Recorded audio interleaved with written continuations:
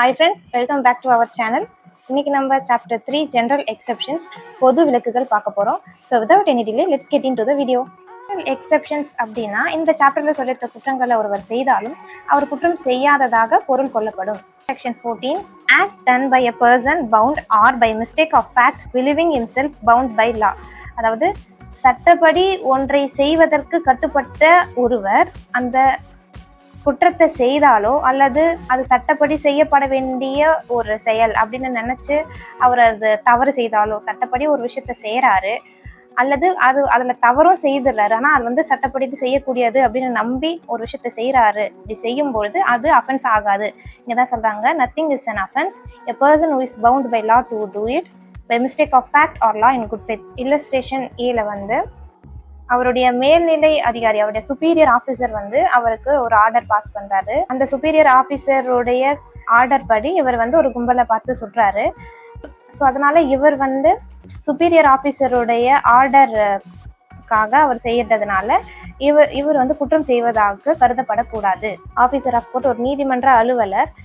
இவர் நீதிமன்றத்தினுடைய உத்தரவு படி ஒய்யை அரெஸ்ட் பண்ண சொல்லி ஒரு ஆர்டர் வந்திருக்கு. ஸோ ஆஃப்டர் என்கொயரி, அவர் என்கொயரிலாம் பண்ணி முடிச்ச உடனே இவர் வந்து இசட்டை ஒய்ன்னு நினச்சி அரெஸ்ட் பண்ணிடுறாரு. ஸோ இங்கே பார்த்தீங்கன்னா இவர் வந்து மிஸ்டேக் பண்ணியிருக்காரு.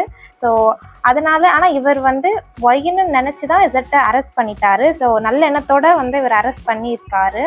இதில் இசட்டை அரெஸ்ட் பண்ணணும் அப்படின்ற இன்டென்ஷன் கிடையாது. ஒய்யை அரெஸ்ட் பண்ணுறதுக்கு பதிலாக இசட்டை தான் ஒய்ன்னு நினச்சி இசட்டை அரெஸ்ட் பண்ணிட்ட காரணத்துக்காக ஸோ இவர் வந்து அஃபென்ஸ் செய்ததாக எடுத்துக்கொள்ள முடியாது.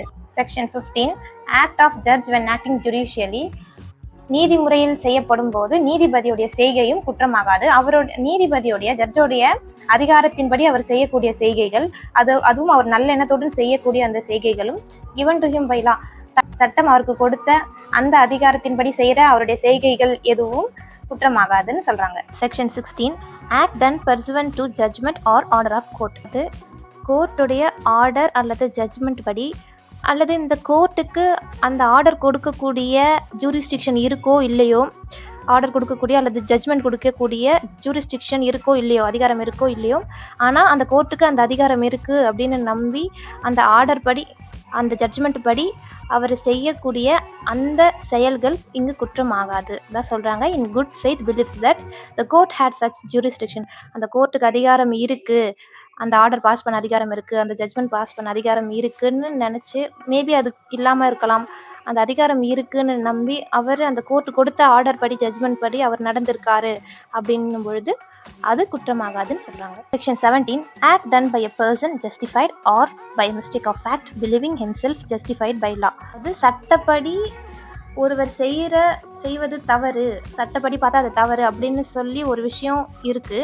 அந்த தவறுக்காக ஒருவர் இன்னொரு தவறு செய்தாலும் அது தவறாக எடுத்துக்கொள்ளப்படாது. அதுவும் நல்லெண்ணத்தோடு ஒருவர் நம்பி ஒரு தவறு செய்யும்பொழுது அது குற்றமாகாதுன்னு சொல்கிறாங்க. அதாவது ஏ வந்து இசட் வந்து இவரை மர்டர் பண்ணும்போது பார்த்துட்டு அப்போது இசட் தான் வந்து குற்றவாளி அப்படின்னு நினச்சி இவரை வந்து பிடிச்சி கொடுத்துட்றாரு. ஸோ பட் ஆக்சுவலாக இசட் வந்து இசட்டை கொலை பண்ண வர்றதுனால இவர் தற்காப்புக்காக அவரை கொலை பண்ணிட்டு இருக்காரு. பட் ஏ வந்து இசட் அவரை கொலை பண்ணுறதை பார்த்ததுனால இசட்டு தான் குற்றவாளி அப்படின்னு சொல்லி அவரை பிடிச்சி கொடுத்ததுனால ஸோ இங்கே வந்து இசட் வந்து செல்ஃப் டிஃபென்ஸ்க்காக, Z was acting in self defence தற்காப்புக்காக அவர் கொலை பண்ணது ஏக்கு தெரியாமல் செஞ்சதுனால ஸோ ஏ வந்து இதில் குற்றம் செய்ததாக கருதப்பட மாட்டார். செக்ஷன் 14ல் பார்த்துருப்போம், ஒருவர் அவருக்கு சட்டப்படி உரிமை இருந்து அவர் அதை செய்யும்பொழுது அது தவறாகாதுன்னு பார்த்துருப்போம். ஸோ 14க்கும் 17க்கும் என்ன டிஃப்ரென்ஸ்னால், அதில் 14ல் வந்து அவருக்கு ரைட்ஸ் இருக்கும். பட் இது வந்து சாதாரண மனுஷங்க யாராவது சட்ட தவறு யாராவது செய்யும்பொழுது அதை பார்த்து அதை இவங்க தவறாக புரிஞ்சுக்கிட்டாங்கன்னா அதுக்கு 17ல் இருக்கிறவங்களுக்கு சாதாரணமான மனுஷன் எல்லாரையும் குறிக்கும். பட் 14க்கு என்னன்னா அவங்களுக்கு அந்த சட்டப்படி உரிமை இருந்து செய்பவர்கள் தான் செக்ஷன் 14ல் வருவாங்க. இது நான் படிக்கும்போது எனக்கு இருந்த கன்ஃபியூஷன்ஸ். ஸோ உங்களுக்கு நான் இதை கிளியர் பண்ணிடுறேன். 18, accident in doing A lawful act. அதாவது சட்டப்பூர்வமாக ஒரு செயல் செய்யும்பொழுது அதில் தற்செயலான ஒரு நிகழ்ச்சி அது குற்றமாகாதுன்னு சொல்கிறாங்க. ஆக்சிடென்ட் ஆர் மிஸ்ஃபார்ச்சூன், அதாவது ஆக்சிடென்ட்டாக ஏதாவது ஒரு சட்டப்படியாக ஒரு செயல் செய்யும் போது ஆக்சிடென்ட்லாம் எதனா ஒரு மிஸ்டேக்காக ஒரு அஃபென்ஸ் நடக்குதுன்னா அது குற்றமாகாதுன்னு சொல்கிறாங்க. அதுவும் வித்தவுட் கிரிமினல் இன்டென்ஷன், அதாவது அவங்களுக்கு தீய எண்ணம் இல்லாமல் அந்த தீய தவறு செய்கிறோம் அப்படின்ற அந்த நாலேஜ் இல்லாமல் ஒரு செயல் செய்தாலும் அவர் அந்த ஆக்ட் அந்த அஃபென்ஸை செய்யும்போது அவர் கவனத்துடன் தான் செய்தார், இருந்தாலும் அது ஒரு ஆக்சிடென்ட் ஆயிடுச்சு அப்படின்னும் பொழுதும் அது குற்றமாகாது சொல்கிறாங்க.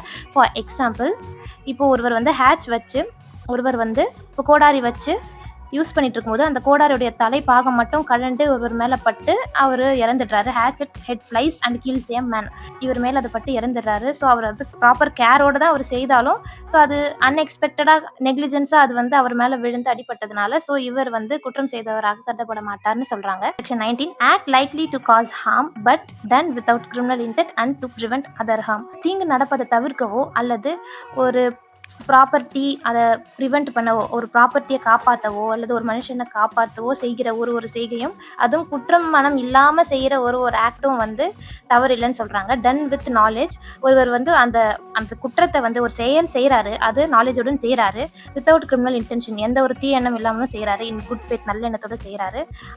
அதில் வந்து லைக்லி டு காஸ் ஹார்ம், அதில் வந்து ஒரு தவறு நடக்கும்னு தெரிஞ்சே செய்கிறாரு, ஒரு தீங்கு நடக்கும்னு தெரிஞ்சே செய்கிறாரு. அது எதற்குன்னா purpose of preventing or avoiding other harm, மற்றொரு தீங்கு நடப்பதை தவிர்க்கிறதுக்கு இவர் ஒரு தீங்கு செய்கிறாரு, அதனால அந்த தீங்கு நடக்காமல் காப்பாற்றலாம், ப்ரிவென்ட் ஆர் அவாய்ட், அதை காப்பாற்றலாம், இன்னொரு தீங்கு நடப்பதை வந்து காப்பாற்றலாம் அல்லது அவாய்ட் பண்ணலாம் அப்படின்னு சொல்லி ஒரு தீங்கு செய்கிறாரு. ஒரு பர்சனையோ ஒரு ப்ராப்பர்ட்டியோ அதனால வந்து காப்பாற்றப்படலாம், ப்ரிவென்ட் பண்ணலாம் அப்படின்னு செய்கிற ஒரு செய்கையும் வந்து குற்றமாகாதுன்னு சொல்கிறாங்க. எக்ஸ்பிளனேஷன் கொடுத்துருக்காங்க. Whether the harm to be prevented or avoided, அதாவது எல்லா குற்றங்களும் வந்து குற்றமாகாதுன்னு சொல்லிட முடியாது. அவர் செய்கிற அந்த சூழ்நிலை வந்து நேச்சுரலாகவே அது வந்து அப்படி நடக்கக்கூடியதா, இல்லது அதோடைய சூழ்நிலையில் அந்த விஷயத்தை செய்யாமல் இருந்தால் இன்னும் அதுக்கான பிரச்சனை அதிகமாகுதா அப்படின்னு பார்த்து justify or excuse the doing that, அதாவது அந்த ஆக்ட் அவர் செய்யாமல் இருந்தால் இன்னும் அது ஹார்ம்ஃபுல்லாக அதிகரிச்சிருக்க கூடுமா அப்படின்னு பார்த்து அப்படி இருந்தால் மட்டும்தான் இது வந்து எக்ஸ்கியூசபிள். அந்த செயல் வந்து உடனடியாக நிகழப்போகுது, இல்லை அந்த தீங்கினுடைய தன்மை வந்து தவிர்க்கலைன்னா அது வந்து இன்னும் அதை காட்டிலும் அதிகமாகிடும் அப்படின்ற சூழ்நிலை இருக்கும்போது அந்த ஃபேக்டை பொறுத்து தான் அந்த டெசிஷன்ஸ் வந்து நம்ம எடுக்கணும்னு சொல்லியிருக்காங்க. இல்லஸ்ட்ரேஷன் ஏ வந்து இந்த கேப்டன் வந்து ஒரு வெசல் வந்து ஓட்டிட்டு போயிட்டு இருக்காரு, ஒரு களம். அவர் எதிர்பார்க்காம அவருடைய கவனக்குறைவுனால ஸோ ஒரு பாயிண்ட் ஒரு கடலுக்கு நடுவில் வந்ததுக்கப்புறம் அவர் வந்து ஆப்போசிட்டில் பார்த்தீங்கன்னா பின்ற ஒரு போட்டில் வந்துட்டு பேசஞ்சர்ஸ் வந்துட்டு இருக்காங்க. இங்கே சி போட்டில் 2 பேசஞ்சர்ஸ், பியில் 2 or 20 or 30 பேசஞ்சர்ஸ் இருக்காங்க. ஸோ இப்போது இவங்களை வந்து காப்பாற்றுறதுக்காக இந்த வெஸ்ஸில் வந்து திருப்பினா மட்டுமே வந்து இவங்களை காப்பாற்ற முடியும். அப்படி திருப்பும்பொழுது கண்டிப்பாக 2 போட்டில் ஏதாவது ஒன்று இடிக்க வாய்ப்பு இருக்குது. ஆனால் இங்கே பார்த்தீங்கன்னா 20 or 30 மெம்பர்ஸ் இருக்காங்க, இங்கே 2 மெம்பர்ஸ் இருக்காங்க. ஸோ அதனால் இதில் இடிக்க முடியாதுன்னு சொல்லி இந்த சி போட்டு மேலே அவர் ஏற்றிடுறாரு. இதனால் இவர் இன்டென்ஷனோட வந்து மர்டர் பண்ணிட்டாருன்னு சொல்லிட முடியாது. ஜஸ்ட் பிகாஸ் இந்த 20 or 30 மெம்பர்ஸ் காப்பாற்றுறதுக்காக இந்த மாதிரி போய் தான் ஆகணுன்ற சூழ்நிலை. ஸோ இந்த மாதிரி கொஷின் ஆஃப் ஃபேக்ட் இருக்கும் பொழுது அது அக்செப்டபிளா எக்ஸ்கியூசபிளான்னு பார்த்து தான் அப்படின்னு இந்த செக்ஷன் சொல்லுது. இங்கே ஒரு பெரிய தீ பற்றி இருக்குது, கிரேட் ஃபயர் ஒன்று உருவாகி இருக்கு. ஸோ அதனால் பக்கத்தில் இருக்கிற வீடுங்களுக்கு அது பரவக்கூடும்னு சொல்லி ஒருவர் வந்து இந்த வீடுகளை அழிச்சிடுறாரு. ஸோ இதனால் பர்சன்ஸ் ஆர் ப்ராப்பர்ட்டிஸை வந்து காப்பாற்றப்படணும் அப்படின்னு சொல்லி ஒருவர் செய்கிற அந்த செயல் அது குற்றமாகாது. அதுவும் in good faith of saving human life or property, அவர் நல்ல எண்ணத்தோட அவங்க இருக்கிற ஹியூமனை காப்பாற்றணும் ஆர் அந்த ப்ராப்பர்ட்டியை காப்பாற்றணும்னு சொல்லி இந்த வீட்டை அழிக்கிறது அது வந்து குற்றமாகாதுன்னு சொல்கிறாங்க. வீடியோ உங்களுக்கு பிடிச்சிருந்தா லைக் பண்ணுங்கள், ஷேர் பண்ணுங்கள், முக்கியமாக உங்கள் ஃப்ரெண்ட்ஸுக்கு ஷேர் பண்ணுங்கள். தேங்க்யூ ஃபார் வாட்சிங்.